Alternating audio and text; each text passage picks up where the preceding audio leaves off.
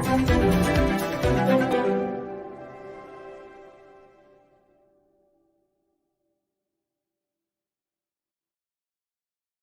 is morning here in Europe, I believe. My name is Chris Noring. We are here to talk about data stores, ASP.NET Core, and microservices in this part 6. With me, I have Mihaela. Mihaela, can you tell our audience about yourself? Sure. Hello, everyone. Happy to be with you here today. I'm Mihaela Gidersa. I am based in Romania, so it's not morning, but still we are in the first part of the day. I'm a technical lead for Strong Bytes and the Microsoft MVP. MVP stands for Most Valuable Professional. Mostly on my side, it's on the developer technologies. Besides my interest, let's say, in technology, I also like to prepare content for all sorts of conferences and trainings. So, yeah, I came to see that the best way to learn is by exchanging experiences and knowledge. So, here I am, learning, sharing from what I know. So, really happy to be with you here today. Amazing. Thank you so much. And yes, I believe the audience are here to definitely hear from your experience and learning from you. Just to reiterate, this is based on a Learn module. So this format is Learn Live. You can see this link either if you scan the QR code here at the bottom of the slide, or you type in the URL, you will come to the Learn module. Now, we don't expect you to do the exercises at the same speed as we do. We would love it if you follow us or follow with us to get that guidance through the modules to hear what's important. You can always return later to this Learn module and do it in your own time. But for now, I hope you're with us. We have a moderator with us, Vivek. Hi, Vivek. Hi, Vivek. Please make sure to send any question Vivek's way, and he'll be able to showcase those questions for us. So again, hi. Right, so this is the module in question. It's called Use Managed Data Stores in a Cloud-Native ASP.NET Core Microservices app. It is a module that's part of a series about microservices. It will definitely take you from zero to hero by taking all of these parts. If you haven't been here from the beginning, I definitely recommend to start on part 1 so you understand how you could take that app of yours and turn that into a microservice.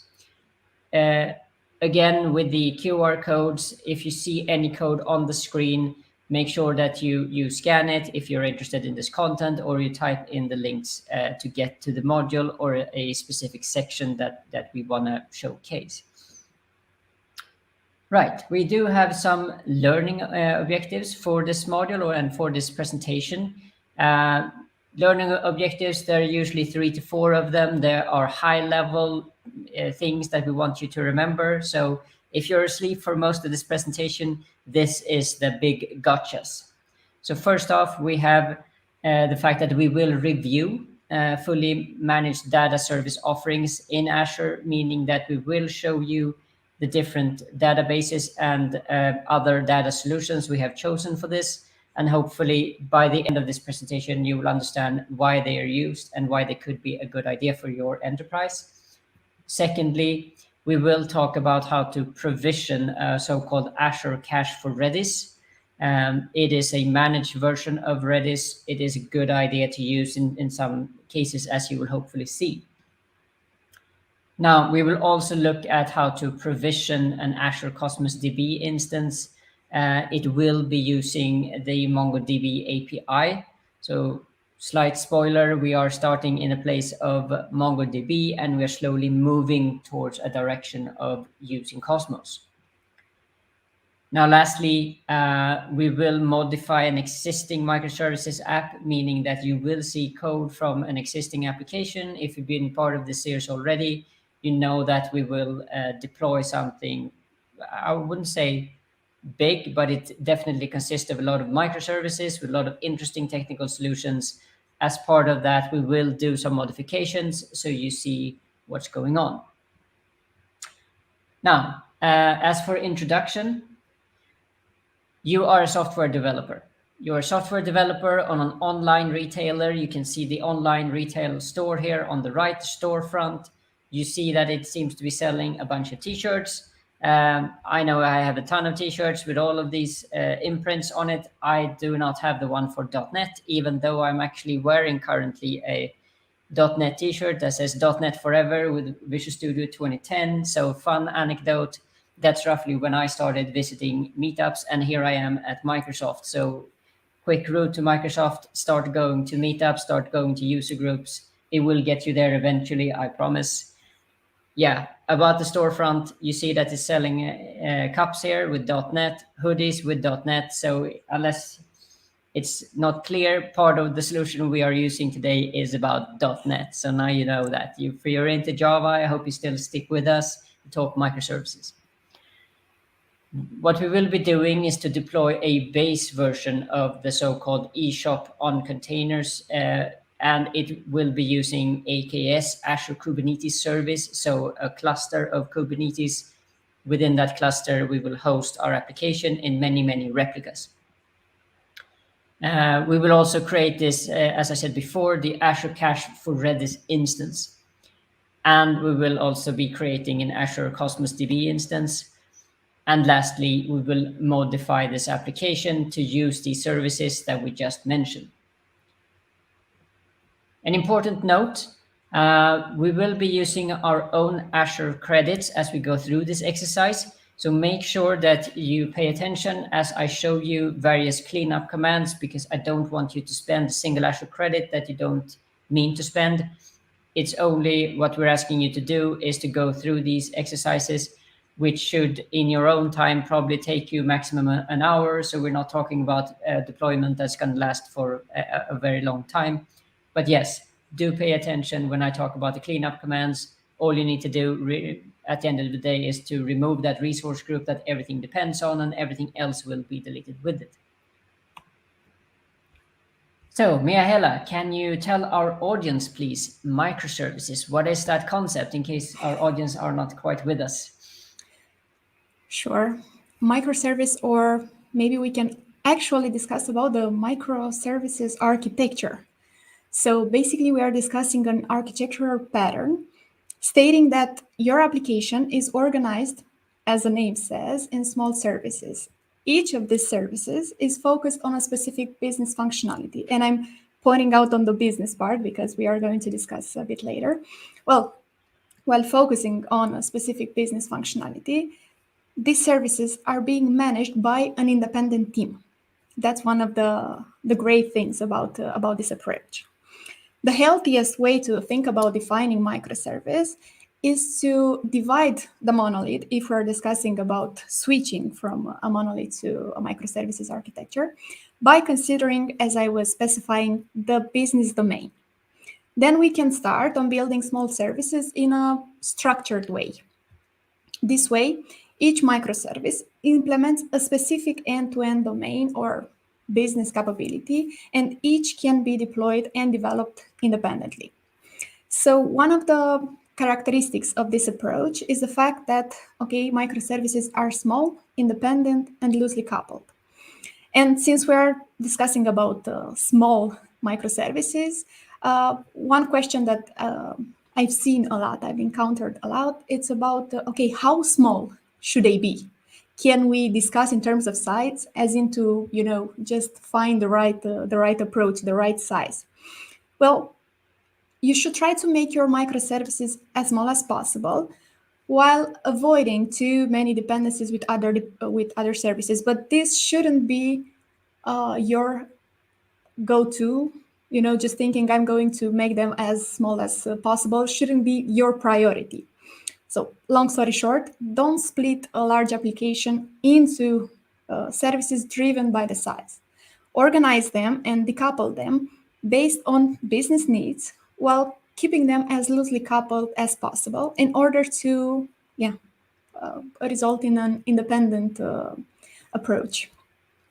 Then we are discussing about, each service is a separate code base, which can be managed by a small development team. Well, we can easily go to the idea that each microservice can be owned by a small team, a small and different team. Yeah, so we are not discussing about the same team. Every microservice should be managed by this independent team, And this team should be that independent that they can decide when to release without waiting for another, let's say, external factor or dependency. Working correctly with microservices accelerates the delivery of new functionality in your application. So this is quite nice. Then services can be deployed independently. As a result of having independent and loosely coupled and small services is the fact that it makes it easier to be packaged and deployed independently. The approach microservices propose enables continuous integration and continuous delivery practices. Also, you are able to run and test microservices in isolation. Evolve them independently while maintaining clear contracts. Then we have this idea of having services responsible for persisting their own data or external state. Well, in the traditional approach, the data is handled by a separate layer. Microservices are responsible for persisting their own data or external state. Then, since we are discussing about this independence and each managing their own inner workings, well, it's important to note that services communicate with each other by using very well-defined APIs. Microservices keep implementation details hidden while communicating with each other by using very, very good defined and thought of APIs.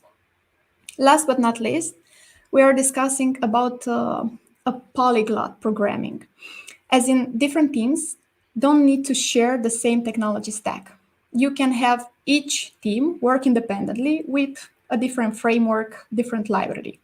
And this is great because when you create teams, the learning curve won't be that dramatic. So you can just create a team that is working with technology and then create another team for the same application, working on a service for the same application using another technology. So you have a dynamic process in there. So you have this freedom of not counting on only one technology and finding a lot of people for the same application and for the same technology. Since we are discussing the microservices and the microservice architecture, I also would like to note what exactly is a microservices architecture. Well, let's go a bit back and think about the fact that many of the applications that we are using were built as monolith, but with the ever-changing technologies and the market demand and a lot of new features and updates and upgrades, well, we need to keep track of that. So it becomes costly to do all these changes as they usually affect the entire application. In most cases, a monolith acts as a single application instance on a server. Any updates, from new features to maintenance, require most of the time some reconfiguration of the entire app. And just a small observation that I would like to do is, although microservices architecture is usually considered suitable for the backend, and we are working today on a backend example as we are going to see, well, this does not mean that we can't use the same approach in the front end. Actually, there are some popular approaches working very well at this moment, as also the front end part, the user interface, the client has evolved so much, so the needs also increased in that area. So microservices appeared as a solution to the issues that we were mentioning before. And they are designed in a way that makes them easy to maintain and deploy separately. We already discussed on this. I hope we agreed. Well, as the application gets broken into separate services, adding new features requires only some isolated updates of the specific services, depending on the area where we are doing those changes. So using a microservices architecture brings resilience to our application, as it will still function even if, let's say, a certain microservice fails at some point. We have that independence that we were discussing about. Also, it's easier to scale, as we are able to scale only the necessary parts and use fewer resources that we would normally use in the case of the monolith, with maybe all the dependencies and all the reconfigure that we need to do. Last mention that I would like to do is related to developer experience. It's easier to work with the code base as it is split into different teams, with each using their own database and the entire ecosystem, as we discussed both technologies and the testing and isolation and so on. All right, thank you for that, Mihaela. I have a question. I think I probably know the answer, but I think I'm going to check it with you anyway. So in the past, I've been working at departments where they have been using like .NET, Java, Python, and I think the output from one team to the next as the applications fed into each other have been like large files that each team would need to import. Do you feel like, should these people be looking at microservices just because they're using different tech stacks, or what would your recommendation be? Well, I'm thinking that, as we've mentioned, splitting your application into microservices just because of technology is not really an approach that we should follow. So we have to look a bit at the business context, at the business needs, what we need exactly to, or more better said, what are the parts that can be coupled from each other. And then, yes, if we are lucky enough to just be able to work with different technologies, that would be great. But more like that is an optional benefit, so to say. All right. Yeah, that makes a lot of sense. Follow-up question on that, just to give our audience a hint. So if I had an e-commerce application, what do you think some examples of microservices would be? Well, as we are going to also look on the application that we are going to use today, of course, we have to see exactly what are the needs in terms of the application that we are going to build. Of course, since we are discussing e-commerce, maybe we are discussing also some, discounts part that we have to take care. If it is to discuss about adding to the basket, adding some items to the basket, maybe we can also create a microservice for that. But I'm very happy that you asked this, because our example goes, the example that we're going to work with today goes exactly on this area. So I'm sure that we can look a bit more into it a bit later in the... You gave a sneak peek. Yeah, of course. Okay. So basically, as I was saying, the microservices architecture is an approach that we should consider in the moment.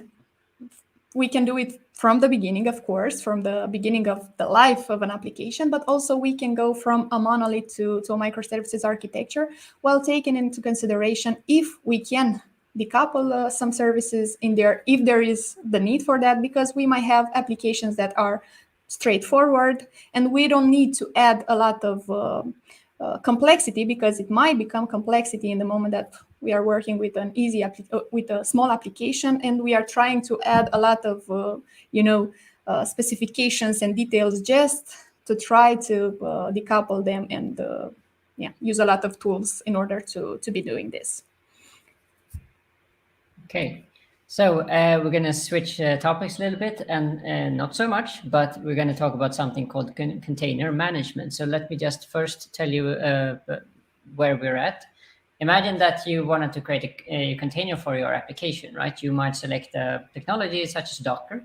You would run Docker build, you have an image, and to have that thing be turned into a container, you would run Docker run. Right. So some of you, as part of this presentation, have maybe used Docker, maybe used some other container technology, and you saw that your application suddenly ran inside of that black box, and you felt that that was pretty sweet, right? Because it was only using exactly what you wanted it to use. So you knew exactly what environment variables, what libraries, and exactly what you put in there. So you were most likely able to reduce your need for having to debug, because you're on a different system and the different system has different things installed. So hopefully all of you by now see the use of container technologies. But as we go into container management, it becomes a slightly different track, because we're no longer talking about containerizing one application, but many. So Mihaela, just to play you in here again, if I'm talking about container management, I'm talking about more than one container, right? And how does that have anything to do with microservices? Well, that's a very good question, because microservices, the easy answer is that they work very well with containers, as microservices will be run individually by a container, so each microservice. We also get to build a highly scalable system by doing this decoupling. Getting them together makes it much easier to deliver and to, work on the continuous integration. Of course, in the case of microservices, we also need to consider some inter-service communication. So we also need communication between the containers. And this communication between containers can be made by an orchestrator. Very interesting part also in here. But, I'm just going to let you to go into details regarding this part with the container and the Kubernetes part.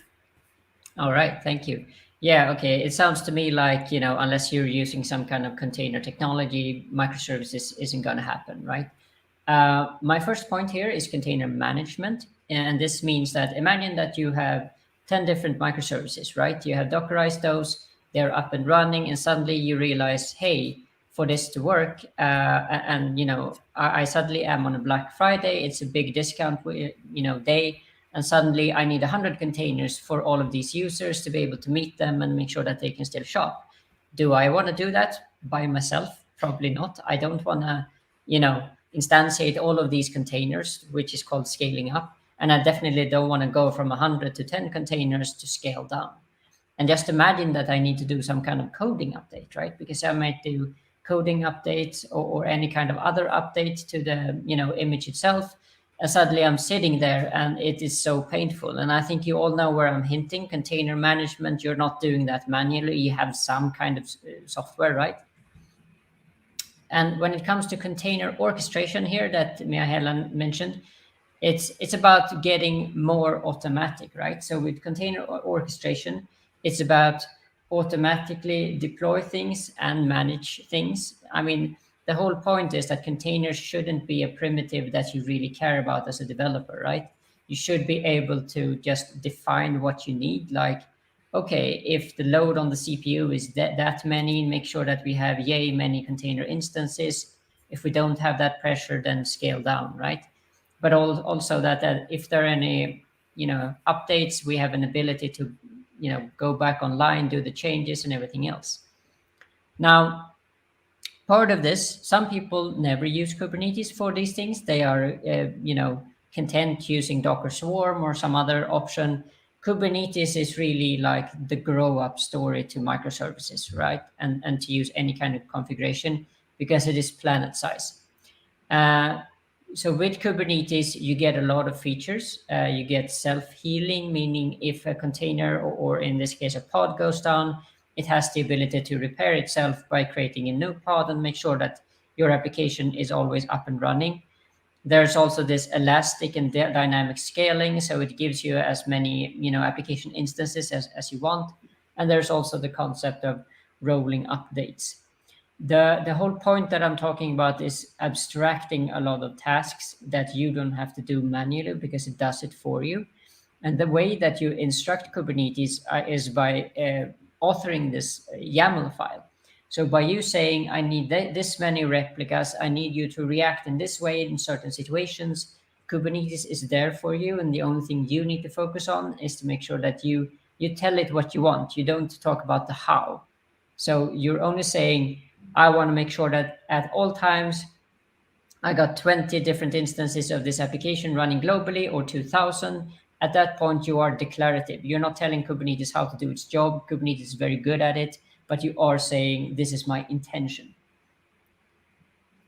Now, most people won't actually touch Kubernetes that much. The thing that you care about as an application developer is building your app and then knowing that there's a service out there to do things for you. This is how we communicate usually from Microsoft towards you. We have a platform as a service, for example, or we have some other service so you don't have to care. So from an application developer standpoint, there's not a ton of Kubernetes that we usually want you to learn, but more to say, Kubernetes exists. It's good to know some high-level concept. for the sake of those concepts, humor me and let's have a look at this image here. What we're seeing is a control plane. This is where a lot of things happen that Kubernetes takes care of. It's almost like a little factory. Imagine that that factory has a bunch of robots in it that we like to call nodes. It has a master node, definitely, that is the brains of the operation, but it also has a bunch of other nodes. And if we peek inside of those nodes, if we zoom in, what we're going to see is an application instance running. So in this case, when we zoom in on a node, we see a pod. And within that pod, we see a container. Within that container, we see the website. And there might also be like a sidecar container that helps this first container to run and make sure that it works well. So yes, from an application developer standpoint, what you care about at the end of the day is like, I have an application, I added a Docker file to it, I put it on Kubernetes, where did it go? And the answer is it went into one of these nodes. One of these nodes can run a number of pod instances.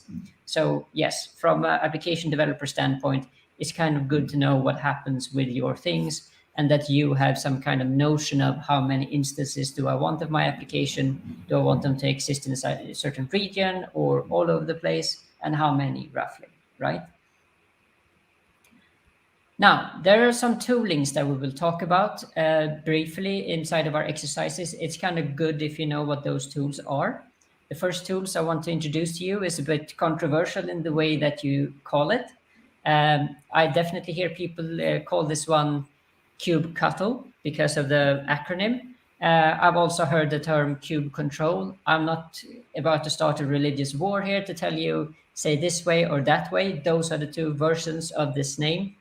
The spelling is kubectl, right? So call it what you want. I don't care. We have a question here from YouTube. What should be the criteria to pick a container orchestrator? Should we pick OpenShift, AKS, EKS, and etc.? So yes, there are quite a few different options, quite a few different services. Mihela, do you have any opinion there on service to pick in those instances? Do you have any preference, for example, for your team and when you're using microservices? Do you remember any reasoning that you had? Well, maybe I think in here it depends a lot on the context that we are using. So on my side, no special preferences whatsoever. But I think it's very important to look at what are we already working with, what is the context, what is the knowledge that we have in the team in order to choose the right approach. So I wouldn't recommend something. Okay. Yeah, I mean, yeah. I think the overall answer here is that it kind of depends, right, on your situation. So I would just urge you to look into various documentation, various, skill backgrounds and see what would fit for you. Back to our tooling, kubectl, kubectl, kubecontrol, call it what you want. What it does is that it enables you to manage the cluster that is part of Kubernetes. And there are quite a few operations. Here are some. As part of you using the CLI tool, you can see that we have annotations, that we have the ability to apply configuration changes. We can auto scale. As you can see, there are quite a few operations, and they are here for you to make sure that you know what's going on with your cluster and that you can apply whatever you need to apply to make sure that your application is being served to your users. The other major tool we want to talk about is Helm with a capital H. Helm is a package manager for Kubernetes. So imagine that it's like the NuGet of Kubernetes, if you will, right? So it contains a bunch of packages that does the heavy lifting for you. You don't want to author YAML files from the get-go if there are recipes out there that does the work for you. Now, with the capital Helm, there's also the lowercase Helm, which is the command line tool that you use to provide a user interface to the functionality of Helm. And there are also these packages called charts. So I guess if you're using NuGet, you usually get like .NET projects or .NET files. In the case of these packages, you are getting YAML code instead. So yeah, all good. All does the heavy lifting. So good things to use. And we will show you the use of at least kubectl or kubecontrol, call it what you will. I believe there's also a part of a directory in the solution where you will see a bunch of Helm files. So you will see how it helps to serve up our application towards the users. Now, what is Azure Kubernetes Service, or AKS? It is Microsoft's version of Kubernetes, right? So it's a managed version of Kubernetes that runs on the cloud, runs on Azure. The whole point for it existing for you is to reduce complexity and the overhead. It is quicker and easier to deploy because of that. And yeah, here is also an image that I want to show you, so that there is a separation of responsibilities. There are things that Azure and AKS manages for you, and there are things that you need to take care of. So hopefully, our hope with AKS is that there will be things such as the master node and API server and scheduler and a lot of other primitives within Kubernetes that you don't have to care about by you using AKS. But what we do ask you to manage are things such as the application nodes. And yeah, here's a slight zoom in on a specific node. It has a lot of interesting concepts such as the container itself, but also kubelet, container runtime, and everything else that the container needs to run. So yeah, think about AKS as taking off a lot of load from your cognitive, part of you, and so that you can just focus on the application and what you need to do with it. Let's talk about the benefits. I've mentioned some already. I mean, if you have a service that manages a lot of high-level operations, that's a win already, right? But what does that mean? It means that it monitors the health of your cluster and your application, so it makes sure to alert you if something is wrong, but also does a decent attempt at trying to fix it, because things go down, but the whole point is that things won't stay down. I think that's the thing. That's a concept that we like to call healing, right? It inspects and see the state. If there's an error state somewhere, it does an attempt to stop it and start it again. And yeah, maintenance. I mean, it's not super fun to go in and have to upgrade Kubernetes, I promise you. And definitely not patch it, but you still need to upgrade it. You still need to patch it, make sure that it's the latest as it can be, because you want to make sure that you add that security to your users because they trust you. But yeah, AKS does that for you. Were you to run your own Kubernetes, that would fall on you.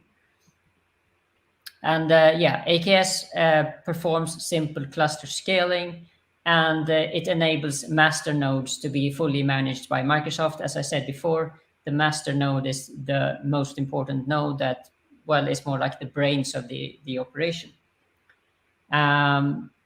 But it does leave you responsible for maintaining the agent node. So that's what falls on you. So master node, not you. Agent node, that is you, or agent nodes.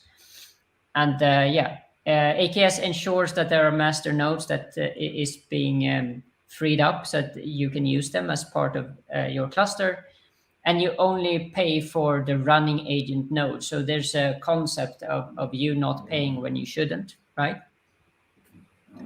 And think about this. If you were manually deploying Kubernetes, you would need to pay for all the resources, including the master node. So we've actually taken away part of the cost by us managing the master node. Mihaela, can you talk us through the application that we have today and maybe talk about the things that we aim to look at a bit extra? Definitely. As I was saying before, you gave us a sneak peek when we were discussing at the point that we are discussing about microservices. The application that we are going to work with today, especially where we are going to modify some things, it's quite straightforward. We have a single page application in the web. We are not going to do any changes in there. But we are going to whatsoever look at the changes, look at how the changes that we are going to do in the backend part are going to impact the way that we interact with this interface.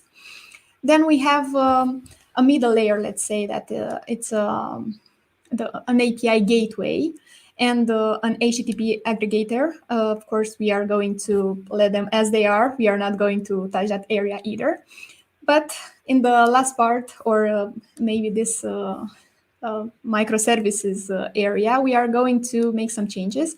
Of course, we have a lot of microservices, depending on each of the areas that we are interested in decoupling. But most importantly, we are discussing today about the basket microservice and coupon microservice. For the basket microservice, we are going to work a bit with the Redis cache. We are going to discuss a bit about it. And for the coupon microservice, we are going to go a bit into details regarding the MongoDB. And of course, we also have, in the end, event bus that helps us to, manage the events between them. Okay, so since we were mentioning the two most important, the basket and the coupon microservices, and we are saying that we are going to discuss about Redis, at least for the first part, why not let's just go into the Redis details. And okay, what exactly is Redis? Well, as we were discussing, the applications that we work with evolve, and so do the needs of users. Just think about yourself. When you are working with an application, you are expecting instant responses and instant interaction. Yeah, we don't have anymore the patience to just wait, go get a coffee, return, see if the page was loaded, and so on. So with these ever-changing technologies and the new features and our lack of patience as users, well, these expectations in terms of speed and performance have increased that much that sometimes it can be hard to keep track of how to actually deliver a good user experience and how to just manage with all the areas of our application in order to create a very good performant application that works well with the needs of all of our users. So from the coding best practices and the optimization that we can do to the database strategy, and even regarding the communication between the APIs and the UI, there are a lot of areas where we can put our focus and increase performance using certain strategies. One such way is by using the right tools. We don't have to create everything all over again or create some custom tools for everything that we need in the application. We can just look a bit and see what we have in the market, what we can use in terms of tools. And I'm referring to, of course, the database part, that area. And most importantly, I'm saying that in this particular case of performance, we can use Redis as an option. And what exactly is Redis? Well, Redis, as we have it defined and stated, is an open source in-memory data structure store that is used as a database, but it also used as a cache and also as a message broker. And the good part, the good part is that we are using these capabilities in our application, as we are going to see a bit later, also when we are going into the exercising part. But let's see some of the advantages. Well, as it is important, we were discussing this part of performance. Well, Redis actually helps in this area because it improves both performance and scalability of applications that use backend and use backend data stores highly. Big loads of data, maybe some frequently used parts of the database, frequently retrieved data in a specific area or for similar operations. So this makes the process of reading and writing data extremely fast. Then it is also good to know that Redis is able to process large volumes of applications requests because keeps, as we were mentioning, the frequently used data. Well, keeps this frequently used data easy to access in memory. And since we are discussing data, we should also mention that Redis does not only work with the string data type, but it supports more complex data structures such as hashes and lists and sets and so on. They have a very nice documentation. I'm highly recommending to go through it, just to understand the context and see if it fits in your case. I also like to bring the discussion on how Redis, since we are discussing about this performance part, well, brings a big improvement on the response that it's giving. So it can respond in milliseconds and is scaling in a very cost-efficient way. So you can look at this tool specifically when you are trying to use this feature of caching in order to gain in the performance part. When we are discussing about our application today, as I was mentioning, we also have some parts that we are looking at. So basically, we are going to, use the Redis for our basket service. So first of all, we want very fast read and write, so great user experience, as I was saying. We will, although in our application we don't have that high increased load and a lot of users at the moment, we can still see the advantages that are going to exist in this part when we are integrating it later with Azure. We are going to go more into details. Then the part about Redis being a distributed cache, as we mentioned, works well in a distributed microservice environment. We already mentioned a bit about each microservice working with this database, so we need to also take care of this part in order to work on the performance and still to keep that decoupling that we are discussing in the beginning, just to keep it as clean as possible. And last but not least, we are discussing about this single point of failure, where Redis can achieve distributed storage and prevents us from having a single point of failure. There are features that can help us, automatically distribute data across multiple nodes. So we are safe in this area. We can manage that part. Okay, great. So for the sake of our readers, I thought I'd talk about an anecdote from the old days of .NET. I remember using like a cache with ASP.NET, right? So there was this functionality where I could put my data. That worked as long as I had like one application. Now here you talk about this really interesting concept of a distributed cache. So of course my memory goes there, right? It's starting to compare this cache that I was using probably in the early 2000s to actually using something that's distributed. Now, I believe you mentioned that, hey, if it's distributed, I can use that with microservices. So can you talk about what is distributed cache and how does it help our, application? Well, as I was saying, since we are, are able to distribute this data across those multiple nodes, it's important to also keep in mind the fact that microservices work with their own ecosystem and database. We can create an ecosystem in there. So it's important to have this kind of distribution. Of course, in terms of actually implementing, we still have to, as you were also mentioning before, read the documentation as we are doing for containers and Kubernetes and see exactly if it's worth it to integrate it in the context of our application. Right. Yeah, that makes a lot of sense. All right. So I think you already mentioned it, that the basket service in question would be the target for us using Redis. Quick question to you there, Mihela. I remember from when I was on an e-commerce company, and we had a lot of things that we put in the cache, right, for the sake of speed. I think you talked about that already, Redis being very fast with read and writes. I remember us putting the catalog and the products in a cache. How do you feel about that? Do you feel like Redis would be a good candidate for that?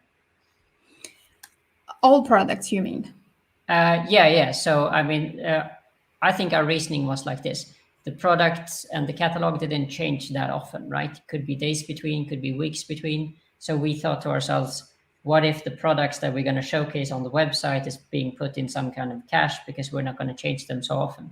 So would you say that in that case that, should I be able to use Redis for that case?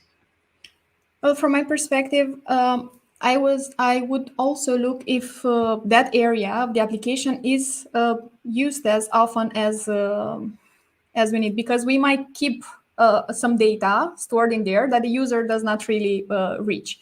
So of course, the frequently used data, it's good to have it in there because, as we are saying, we are keeping it close to the application. But with this mention that we have to see if that data, although it's not changing, if it's visited as often as to be, to have the reason behind in order to keep it in there, while also keeping track of the resources that we are using. I would think about it this way. Okay, yeah, that makes sense. Okay, so since we've discussed about our basket service, I think we can now go a bit to the Kapon microservice and see exactly what we can do in there with Mongo. Yeah, for sure. So yeah, let's talk about Mongo or MongoDB. You might have heard of it before. It is a cross-platform NoSQL database. It's one of the most known names out there. One thing is that it's using JSON to store the data or the structure. So and it has a concept called optional schemas. Now, if you compare this to a classic database, let's say Azure SQL Server, you would have like a very set schema, right? I mean, you would have X number of columns, you'd know exactly what column types you're dealing with. But when you're talking about optional schemas, that means that there's no enforcement that you're actually following the schema. So yeah, imagine a world like that. For some folks coming from the traditional database, direction, it sounds a bit scary. But on the other hand, if your data is ever changing or you need that flexibility, you'd probably enjoy using Mongo, you'd enjoy using NoSQL. So I'm not going to say it's a perfect fit in all the cases, but there are definitely cases where I've been using, for example, configuration data that has, in some cases 50 fields, some other cases 10 fields, and not knowing how these fields would evolve or their type and how many of them, it has been a very good prototype experience to actually start with a NoSQL database and actually get stuck using it, because I felt like, okay, this is the problem domain. So I buy into the fact that it has optional schemas. Yes, NoSQL is used as an alternative to traditional relational databases. And if some of you feel like, hey, SQL is for me, relational databases is for me, remember that not every problem is a nail. So, if you only use a hammer, if you only use SQL Server or Postgres, you might be missing out on NoSQL. That's actually good for a lot of the cases. NoSQL databases are useful for working with large sets of distributed data. And, the theme today and the theme of this series is to use a distributed architecture, right? So hint. Yeah, flexible schema, as I said, makes it easy to evolve and store data in a way that is easy for programmers to work with. So, I mean, you could actually write code that says that, hey, if this column exists, then do this. If this column doesn't exist, do that, right? So it's not really stopping you as a programmer, but if you know that the data store that you're working with is not using a schema that is set and never changes, then, you need to account for it, right? So why should we use MongoDB for our coupon service? That's the million-dollar question, right? Well, I'm going to rehash some of the great features, because coupon and coupon domain and discounts is a very interesting, problem domain in general, right? Because it can get complicated really fast. I remember being at an e-commerce and they had a whole department that only worked with discounts, for real. There was 10 people that did nothing but think about discounts. They dedicated their entire time to come up with these different bundles for Black Friday, for holiday sales, for whatever reason sale, right? I mean, we've all seen this. We've all seen the emails that we get from all of these companies asking us to buy something, and nothing ever seems to be at full price. And when you have it like that, that means that your domain is ever changing, and that means that your schema needs to be flexible. And as we said about MongoDB, schema being flexible is definitely one of the features it has, right? And yeah, As we said before, it works well with distributed data. So if we're talking about microservices, we're halfway there. It has nice features in general also, right? It has better query executions, proper indexing, processing features, and so on. And there's a grow up story that we're going to talk about today. And when I say grow up story, what I mean by that is to say we might be starting on MongoDB, but we end somewhere else. And the reason for us ending somewhere else is that we might have enterprise needs. And when I talk about enterprise needs, am I saying like, hey, Chris, is this solution no good? No, I'm saying that the solution we're going to show you today is pretty good already, but by adding things like Cosmos DB, we suddenly have enterprise features like regional failover. So imagine that, the cluster goes down or your application instance go down in Europe. Suddenly, if Mexico or North America is up, your application is still going to be able to serve users. Or imagine that you have this the need for your read and writes to be super, super fast against the database. Cosmos DB actually has a very good service level agreement. So imagine that, right? We've been showing you a bunch of slides, and I know many of you listening hopefully are developers, and if you're not, welcome anyway. And now we're going to move into exercise land and talk a little bit more practically what we are about to deploy, because that is the theme for this first exercise. So we're going to talk about environment setup. Now, if you're following along with us, know this, that it takes you a few minutes to set up the environment.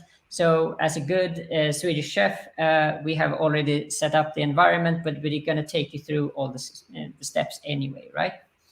So 1 second.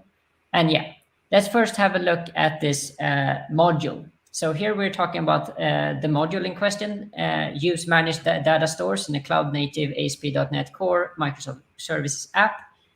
These are all the units. So far, we have given you a fairly lengthy introduction, right?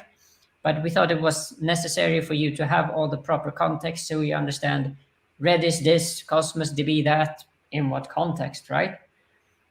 But have a look. We see that we have a few exercises to get through. So without further delay, here's the first exercise. So what we're looking at here is how to set up the environment. We wanted to save you a bunch of time by writing some bash scripts for you, and we've done so. What these scripts does for you is to deploy the environment. And Mihaela, you talked about the environment that we are about to get is a bunch of microservices, right? And that's exactly what this script will do. And the high-level listing, what it will install for you is the .NET SDK. It will also copy application code from a GitHub repository that's going to correspond to all the nice microservices that we showcased earlier.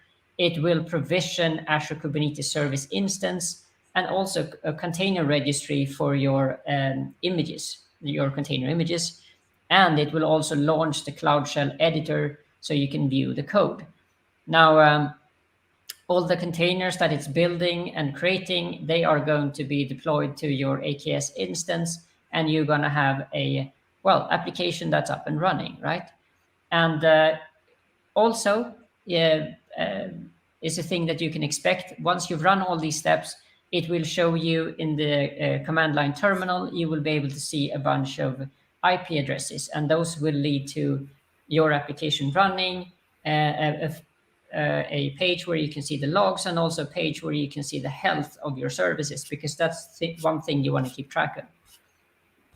And yeah, if you did everything correctly, which is to run this command inside of your terminal, you're going to end up with this application. Excuse me. Right. Remember how I told you I didn't want you to spend any Azure credits? I mean business. This is the command you need to run when you're done with your exercise to make sure that you power everything down. This is deleting the resource group that everything has been deployed into. This ensures that that you're not going to spend credits that you don't want to. So remember, deploy, do the exercises, learn from it, and definitely run this to clean things up. Just really quickly, let's go through the fact that we have a script. Remember how I said there's one line that you need to execute? This is the script, if you're interested. It essentially sets a bunch of environment variables. It copies application code and so on. This script in turn calls another script. And pop quiz for you folks out there listening on the stream. If I call a script that calls a script that calls a script, what do I have? Probably recursion, right? But it's not so bad, I promise. The only thing we want to do with that subscript is to make sure that we do the heavy lifting for you, meaning that we have created a bunch of functions here that do things such as help you to deploy an Azure SQL database, your Postgres database, your App Insights, your app service, your Azure Key Vault, and anything that we are using as part of the solution. So you can see we have functions for all of these cloud resources to make this for a very hopefully enjoyable exercise for you to carry out. Right, that's what we intend to show as part of this exercise. So just to re-emphasize, run this script as part of your terminal in your Cloud Shell. It will do all the things. Go and make yourself coffee. When you come back, this is what's waiting for you. When you're done with all the exercises of this module, definitely run this command. Now, imagine now that we have run the deployment script already. So we have this environment up and running. That's great. We are in a great place to continue to do the things that we actually mean to do. Before we get as far, though, we thought we'd have a look at the data stores that's already being used by our app. And our app is using a few different databases with with different names. So we have 3 instances of SQL Server, each running identity for our auth, the catalog with our products, and the order for, to store our orders. And all of these are like one database per microservice. Then we also have 1 instance of MongoDB, as Mihaela mentioning before, for our coupon service, which is our point of interest or one of our points of interest today. And then we have the basket service that's running the Redis. And just to re-emphasize, we care about using Redis as a caching solution because we think that this data will be somewhat the same, even though, of course, the user is going to add things to the basket, remove them. But what we want today, I should have mentioned this from the start, what we want today is to improve the user experience, because every time you care about caching, what you're doing is to make sure that the page renders faster. That's the name of the game today, right? We're not adding new UI features. The user is not going to have a new button to click, but hopefully they will have an experience that says, oh, I like this page. I can click on this product, I can check out, and I'm definitely coming back. So as a fun anecdote, this could be the internet trolling me, but I read somewhere that if a user has to wait more than 8 seconds for a page to load, stomach acid is actually going to start forming.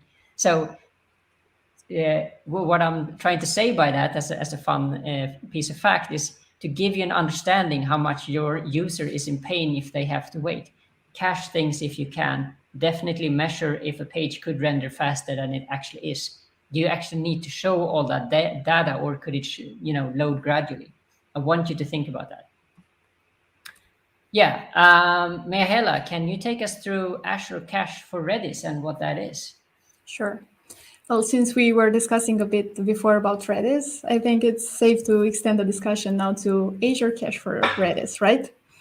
So the more traffic you have on your application, as we were discussing, interaction, the need for users to get their answer as fast as possible. As you were saying, also, we are working today on the filling in the user interface, although we are not doing changes in there. Well, since we are having all of these demands, we also have to find a way in order to scale in a cost-efficient way, of course, and keep the application performant. So we want the best of both worlds. Well, a quick way to keep this under control is by adding this caching layer to the application in order to handle that high demand or the need for all the things that we were mentioning. So Azure Cache for Redis accelerates your access to data through this layer that we were discussing, the caching layer. So Azure Cache for Redis provides a combination of Redis, of course, the open source, and this commercial product for Redis Lab, which is Redis Enterprise, and it's a managed service. With Azure Cache, we get to work with a dedicated Redis service instance and have full Redis API compatibility.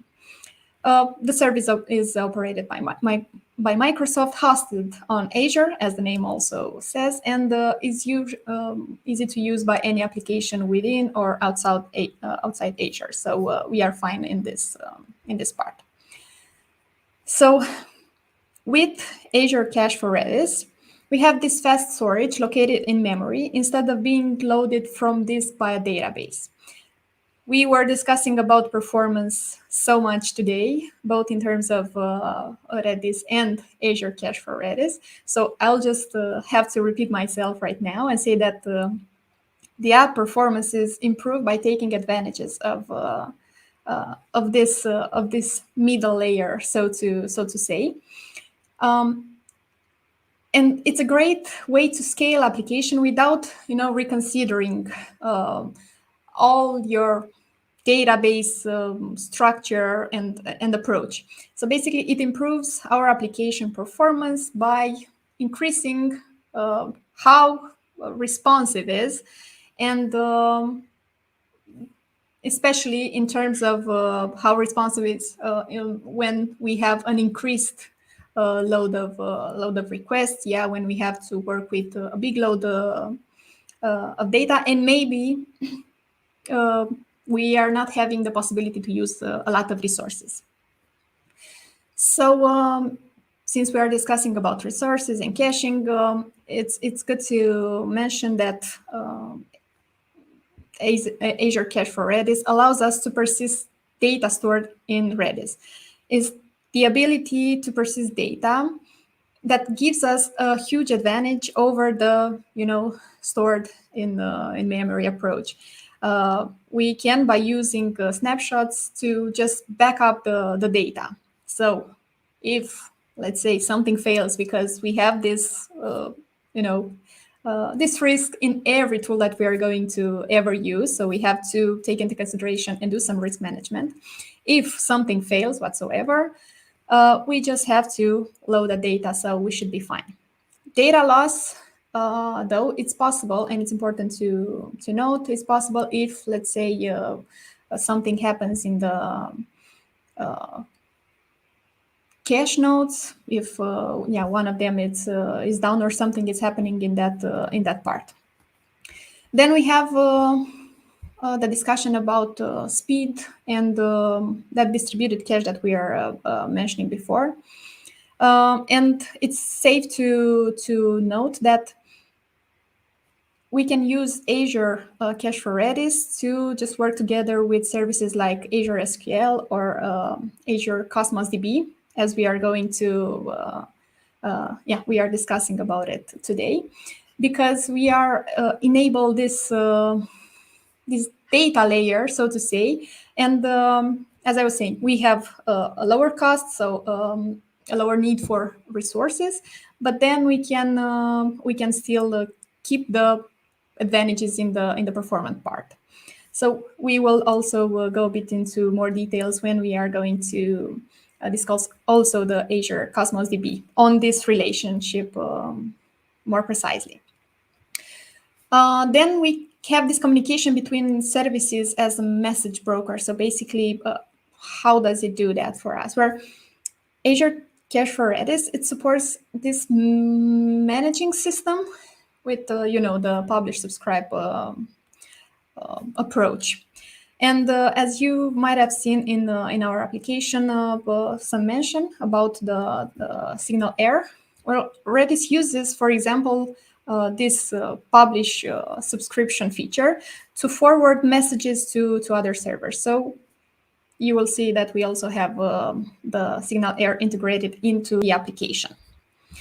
When it comes to how we are going to use today Redis into our application more specifically, as we've said, we are going to go with the shopping cart storage. So we are discussing about storage. So again, I want to reinforce this idea that the strong point stands in the caching part. Yeah, so it's the right tool for the job. Then we are discussing about data protection with key rings, especially since we discussed Redis, so it's a key value kind of approach in there, and the signal air storage that we already discussed for the messaging. So I'm thinking that since we are saying that they work so good together, and we have some advantages on using the Azure Cache-redis with Azure Cosmos DB, and they complement each other. Maybe, Chris, we can go a bit into some info regarding the Azure Cosmos DB.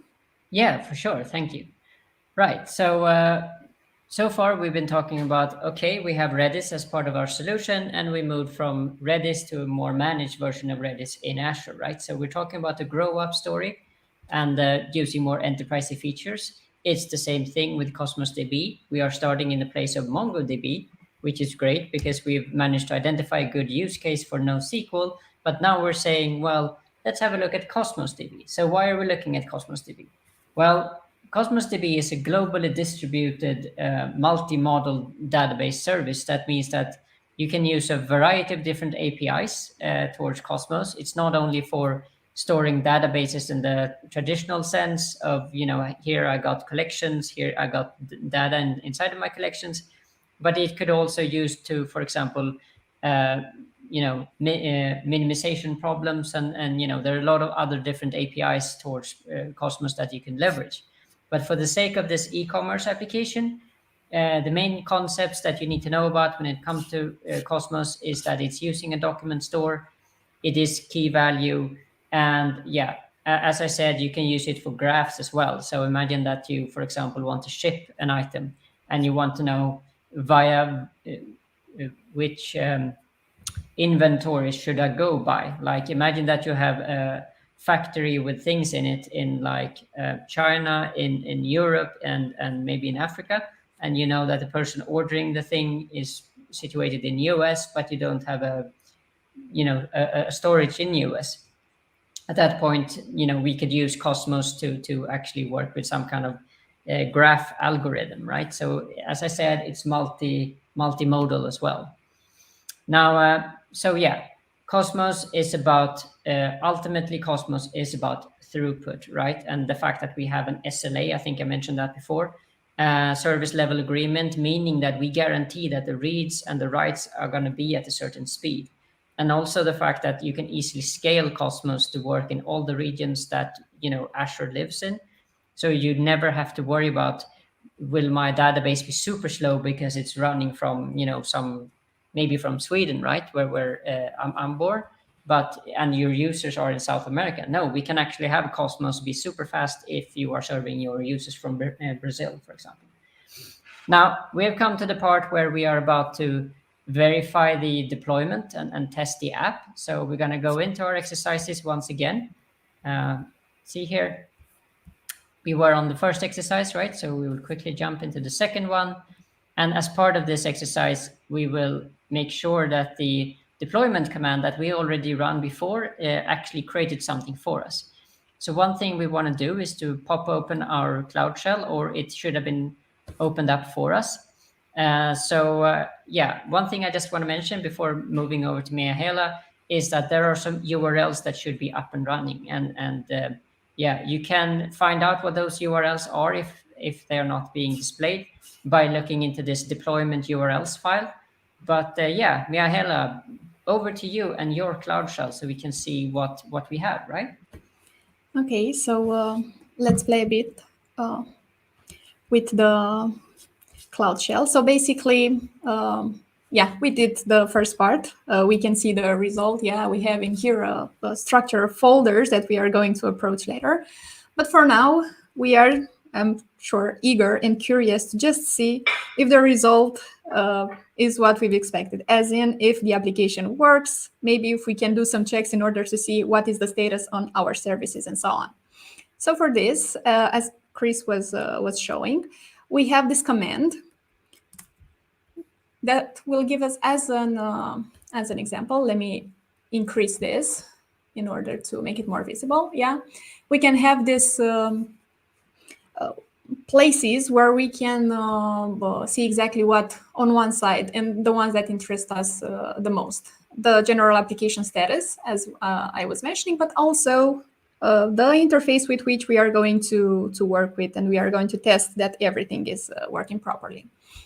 So let's first go to the general application status and see what is the health status of our application.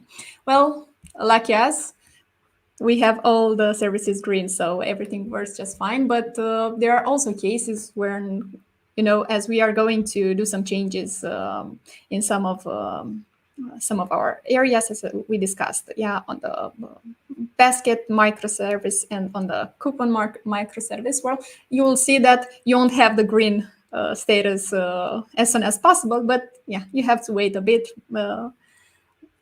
Just show a bit of patience and let the script and everything behind do the job. So basically in here we can see the status in order to not just look at a screen and not know what is happening in there. Another URL that we have in there is the application, as I was saying, the one that we are going to interact with. So let's just open here just to see exactly what is showing us is the application that we've seen also in the beginning, as Chris was showing some snapshot. Well, we have this hoodie again, but as you can see, for now, we can't do anything with it. Why we can do that? Well, we are not logged in. So since we are not users, we are not able to do anything with this. So we are just going to use the information that we have in here, provided. Then using the password. Don't do this in your applications.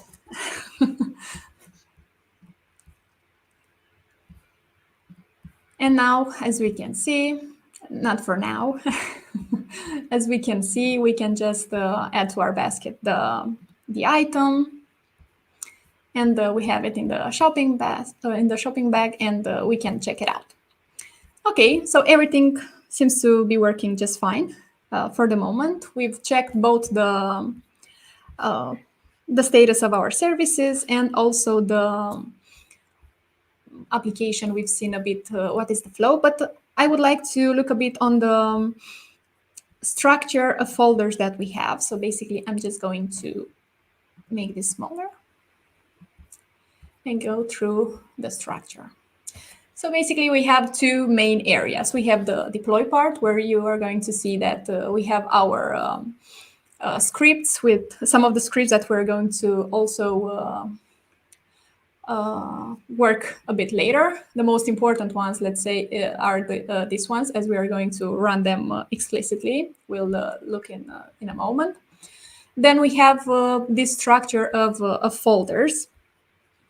We don't have a lot of complexity, as we already discussed when we discussed that structure, the, so to say, architecture for the application. But still, it's important to note that we have the aggregated area or folder, where basically we have, as the name says, some services that are used across multiple services. In this example, specifically, we have the HTTP aggregator as an example. Then we have the building blocks, are some services that provide cross-cutting functionality. We are looking a bit in the beginning at the service bus. This is where we are going to find it. The event bus for the communication, for the events between services. Then we have our services, where we are going to do some changes in a bit. But still, just to see the big picture, we have all the services that we've seen in the beginning. So basically, these are the ones that implement the business logic of the application. We are going to be working with this independent services, as we were mentioning and kept on repeating that it's so important. And then, last but not least important, although we are not going to insist very much on it, is the web part. The single page application that we use in order to see that interface that we are playing with when we are testing our changes. So this is pretty much the application when it comes to the structure, the folder structure and what each does. as you can see also, it's pretty straightforward. So I'm looking forward to actually see exactly what changes are going to do in here and what will be the result. Right. Thank you, Mihaela. You were able to take us through a working application, right? We saw the health dashboard, we saw the application itself, and I believe we saw some logs as well. Now, I would just quickly go through this. You never know in the real world if your application is actually going to be up and running. So we've added a bunch of slides here just to make sure that, we have some redundancy. That's also a very good practice if you're a presenter. So now you have part of our process. This is a little reminder that you are using the real thing. You are spending our Azure credits, but hopefully not for longer than it takes you to finish the exercise. Now, we want to quickly go towards the next exercise, right? Because that's the meat of this presentation. So our next exercise is actually to talk about how to implement Azure Cache for Redis. So let me just quickly move to that exercise before I'm leaving over to Mihaela again.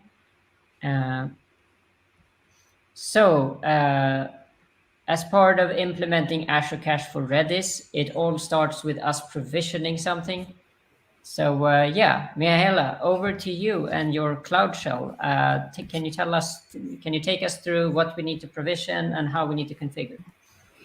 Okay, so basically, as we were seeing also in that command that you were showing us, well, we have to run one of the scripts that I was showing before. But since we are trying to save the time and be as efficient as possible, as we want our services and application to be, I already run this command in advance.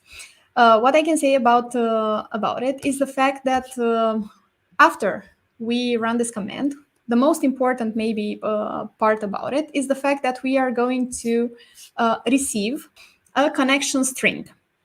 So basically that connection string, after you run the command, you are doing running the command. I'm not I'm just going to show it for the sake of actually having a good flow. After running this command, we are going to receive some feedback. And in that feedback in the console, we are going to also see some connection string. Save that connection string as we are going to use it later in our next exercise. But it's important that to note that basically in behind, this is what the script does. Basically starts the creation of the Azure Cache for Redis, then gets that connection string that we are going to also see in the console. And in the end, you will see that sometimes you might have to wait a bit longer, depending on also the connection, the internet that you have, the resources that it's using in order to run this command. But be patient and don't forget to save that connection string, as it's important. I already saved it, so we are going to use it for the next part. So basically, besides using this connection string and keeping it very safe, it's also important to do some changes in the configuration. So if you remember correctly, between the coupon service and the basket service, the Redis part is with the basket service. So we are going to we are going to just collapse everything again. Let's look a bit. So where we were saying that we have the services, basically in services, right? This is where we have all our information and where we have to do the changes. So we are going to just follow up with I'm just going to also show this as it's important to see all the code that we are going to use. So as I was saying, we already we are going to consider that we did this part with retrieving the connection string, and then we are going to do the changes in code. So we are going to just go step by step. We are going to change some information in the startup. So let's get in there and find this in-memory basket repository and copy this just to have it in here. Okay, so we are going this. We have the basket. We are in the startup.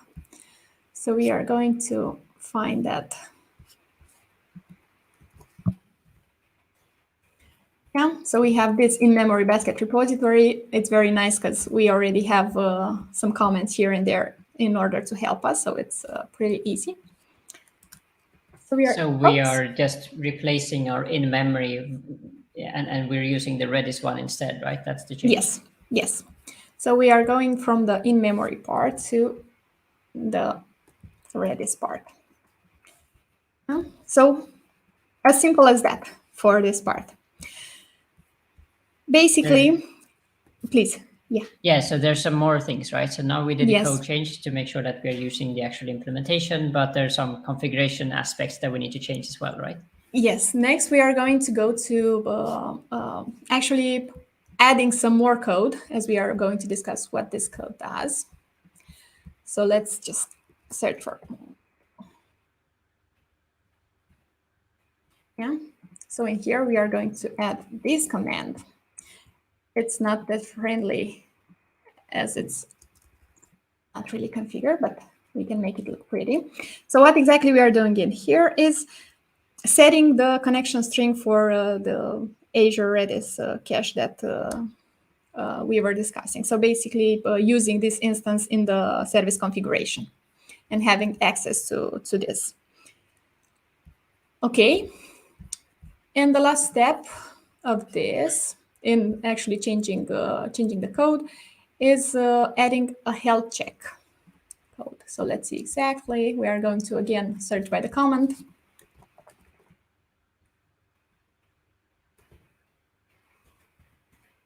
There are a lot of health checks. Yeah, so we can see it in the dashboard, right? Yep. So basically, here is where we should add it. So we are going to save everything.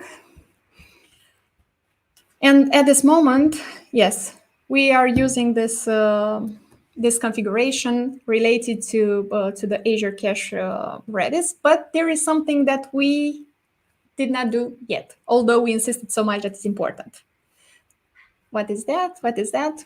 Well, I'm sure that everyone agrees, or at least they are screaming, although I can hear. It's the connection string that we've said, but we did not use yet. So let's see exactly as the exercise takes us where we have to add this. So we are going to go into, we are saying the place where we have all the configuration part. And then to templates, basket templates, of course, in the basket, as we are changing stuff from basket.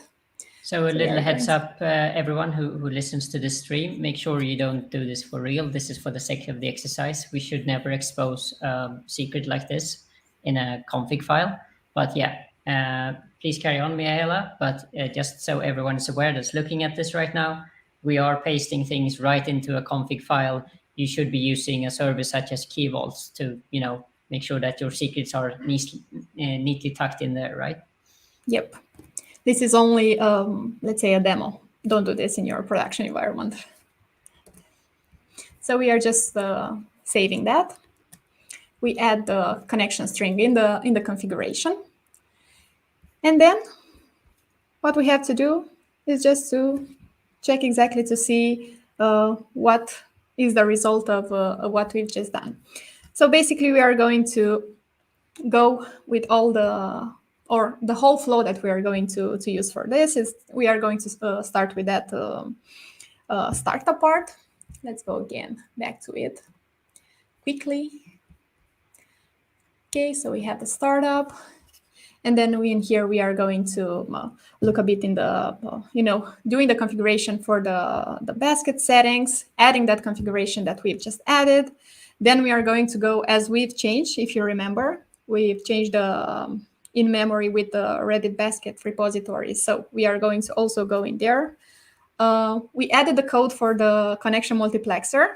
So we are going to go to that. We are going to create the connection.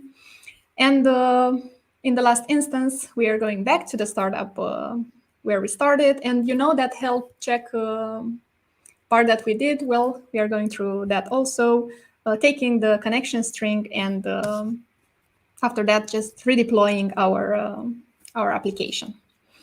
Let's see how we are going to redeploy.